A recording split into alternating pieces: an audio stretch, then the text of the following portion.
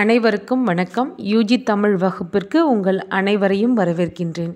இன்றைக்கு நாம் பார்க்க இருப்பது இணைய நூலகம். நூலகம் என்பது நாம் அறிவை வளர்த்தெடுக்கக்கூடிய பல்வேறு விதமான நூல்களையும் ஒரே இடத்தில் சேமித்து வைக்கக்கூடிய ஒரு இடமாக இருக்கின்றது.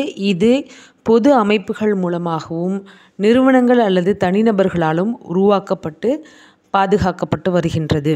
இந்த இணைய நூலகம் அப்படின்றது என்னன்னு பார்த்தீங்கன்னா, புத்தகங்கள், பத்திரிகைகள், ஆடியோ, வீடியோ பதிவுகள், மின்னணு முறையில் அணுகக்கூடிய பிற ஆவணங்கள் இது எல்லாத்தையுமே டிஜிட்டல் பொருட்களுடைய தொகுப்பாக விளங்கக்கூடியது தான் இந்த இணைய நூலகம்.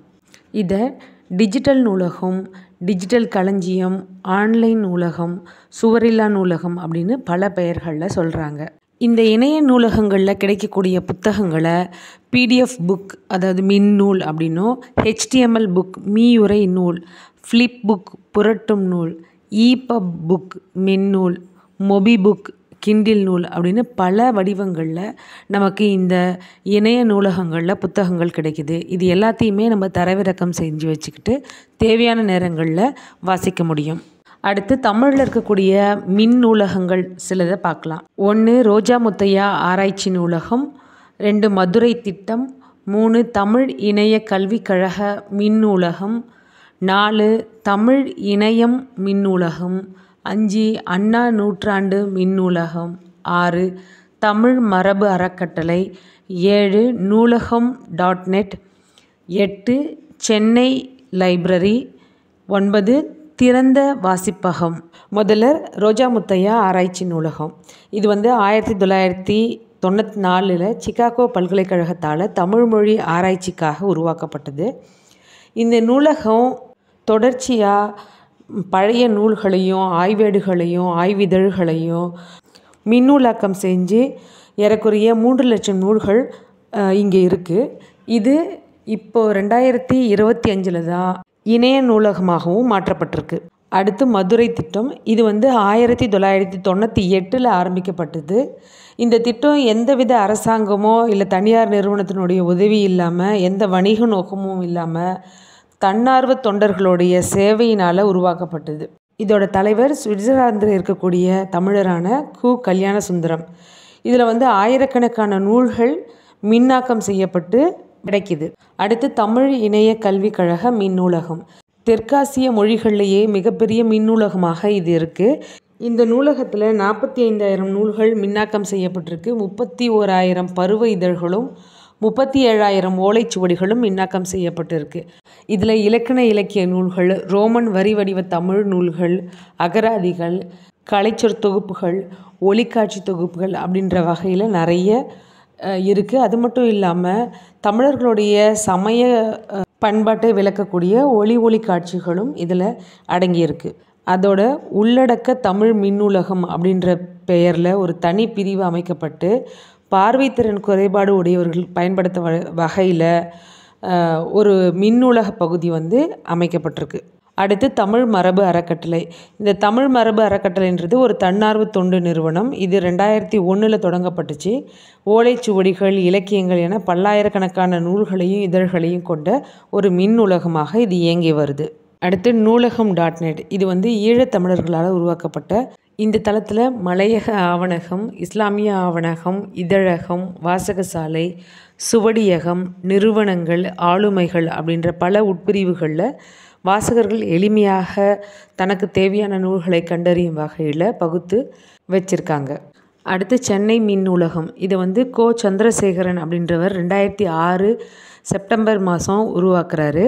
இந்த நூலகத்தில் சங்க இலக்கியம் தொடங்கி இக்கால இலக்கியம் வரைக்கும் பல நூல்கள் இருக்குது. எல்லாமே ஒருங்குறி, யூனிகோட்னு சொல்லக்கூடிய அந்த ஒருங்குறியில் இருக்கிறதுனால எல்லாருக்கும் எளிமையாக பயன்படக்கூடியதாக இதில் இருக்கிற நூல்கள் கிடைக்குது. அடுத்து தேவாரம் .org அப்படின்ற இணையதள பக்கத்தில் 1254 தலைப்புகளில் 18,246 தேவார பாடல்கள் வெளியிடப்பட்டிருக்கு. இதை தர்மபுர ஆதீனத்துடைய விருப்பத்திற்கு ஏற்ப திரு மாரவன் புலவ க. சச்சிதானந்தன், திரு முருகவேல் சச்சிதானந்தன் இவங்களுடைய அரிய முயற்சியால் 2006 தைப்பொங்கல் அன்னைக்கு இது வெளியிடப்பட்டுச்சு. இந்த மாதிரி தமிழக அரசால் தமிழகத்தில் இருக்கக்கூடிய பல பொது நூலகங்கள் மின்மயமாக்கப்பட்டிருக்கு. சான்றா கன்னிமாரா நூலகம், தேவநேய பாவாணர் நூலகம், தஞ்சையில் இருக்கக்கூடிய சரஸ்வதி மகால் நூலகம், தமிழ் பல்கலைக்கழக நூலகம், கும்பகோணத்தில் இருக்கக்கூடிய அரசினர் கலைக்கல்லூரி நூலகம் போன்ற புகழ்வாய்ந்த நூலகங்கள் கணினிமயமாக்கி அதில் இருக்கக்கூடிய நூல்கள் பாதுகாக்கப்பட்டு வருகிறது. இந்த மாதிரி நூல்களை பாதுகாக்கிறது மட்டும் இல்லாமல், நூலகங்களாக இருக்கிறது மட்டும் இல்லாமல், எல்லா நிறுவனங்களும், ஆராய்ச்சி நிறுவனங்கள் உட்பட எல்லா நிறுவனங்களும் இன்றைக்கி தனக்கான ஒரு இணையதள பக்கத்தை உருவாக்கி வச்சுருக்காங்க. இப்போ ஆராய்ச்சி நிறுவனங்களாக இருக்கும் பட்சத்தில் அவைகள் தாங்கள் வெளியிட்ட நூல்களை பற்றியான விவரங்களை தன்னுடைய இணையதள பக்கத்தில் வெளியிடுறாங்க. இந்த மாதிரி நூல் விற்பனையகம், நூல் அங்காடிகள் கூட இன்றைய காலகட்டத்தில் பல்கி பெருகி இருக்குது.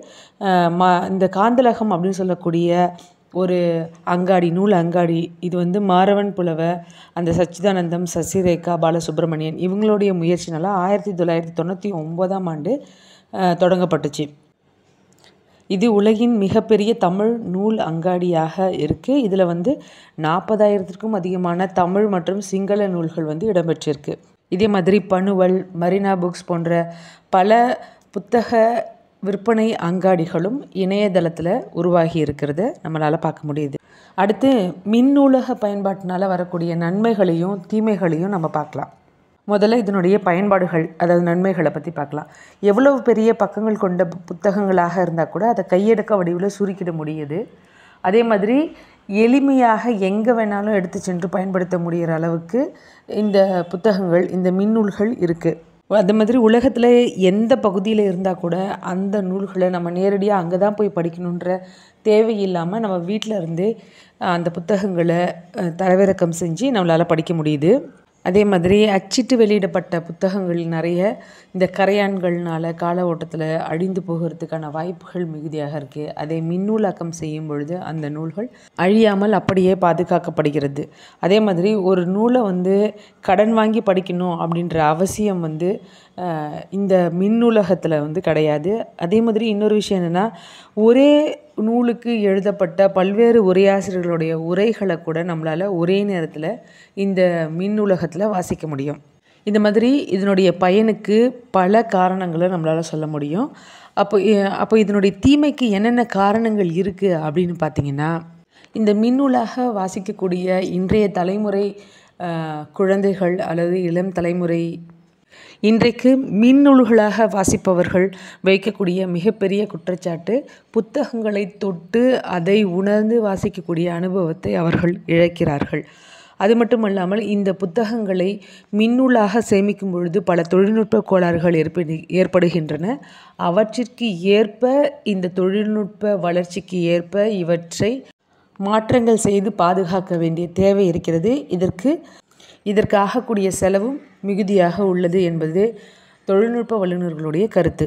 மேலும் புத்தகங்களை வாசிக்கும் பொழுது தொடர்ந்து 100-200 பக்கங்களை நம்மால் எளிமையாக வாசித்து விட முடியும். ஆனால் மின்னூல்களாக வாசிக்கும் பொழுது நம்மால் அந்த அளவிற்கான பக்கங்களை வாசிப்பது என்பது கடினம். இவ்வாறு இந்த மின்னூலகத்தை பயன்படுத்துவதில், மின்னூலாக்கம் செய்து ஒரு நூலை வெளியிடுவதில் பல்வேறு நன்மைகளும் தீமைகளும் இருக்கின்றன. இதுவரை இணையதளத்தில் நூல்கள் எவ்வாறு விற்பனை செய்யப்படுகின்றன, அந்த நூல்கள், பழந்தமிழ் நூல்கள் எவ்வாறு பாதுகாக்கப்பட்டு நூலகங்களில் பொதுமக்களுடைய பயன்பாட்டிற்கு விடப்படுகின்றன என்பதையும், ஒவ்வொரு கல்வி மற்றும் ஆராய்ச்சி நிறுவனங்கள் எவ்வாறு தனக்கான இணையதள பக்கத்தில் நூல்களை அறிமுகப்படுத்துகின்றன என்பதையும், இந்த இணைய வழியாக வாசிக்கக்கூடிய இந்த நூல்களில் ஏற்படக்கூடிய நன்மைகள் தீமைகள் பற்றியும் பார்த்தோம். இனி அடுத்த வகுப்பில் வேறொரு பாடத்தோடு உங்களை சந்திக்கின்றேன். நன்றி, வணக்கம்.